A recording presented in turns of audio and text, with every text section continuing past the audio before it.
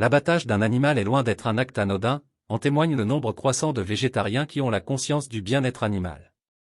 Il suffit de discuter avec des fermiers à la campagne pour comprendre qu'abattre un animal que l'on a nourri, que l'on trouve beau et auquel on s'est attaché nécessite du courage.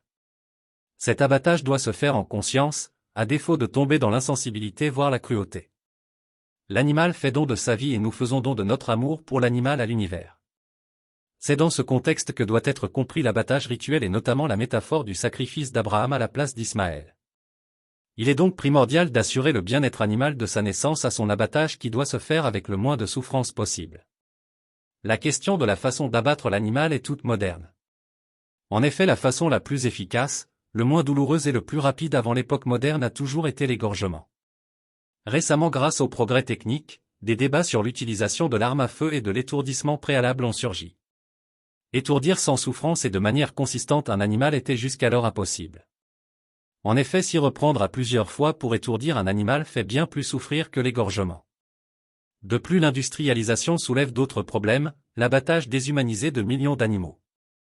Des milliers de poussins sont broyés quotidiennement à la naissance parce qu'ils ne correspondent pas aux exigences d'exploitation industrielle. Il est urgent de stopper ce massacre.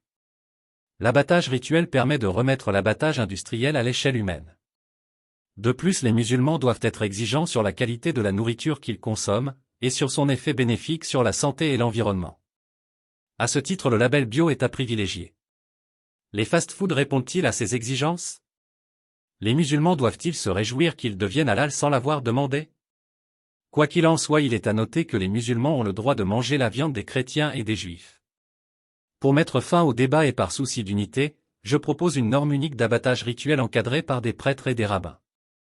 N'importe quelle boucherie pourrait se réclamer de la norme « abattage rituel » et pourrait accueillir chrétiens, juifs et musulmans, sans devoir fermer par baisse de fréquentation.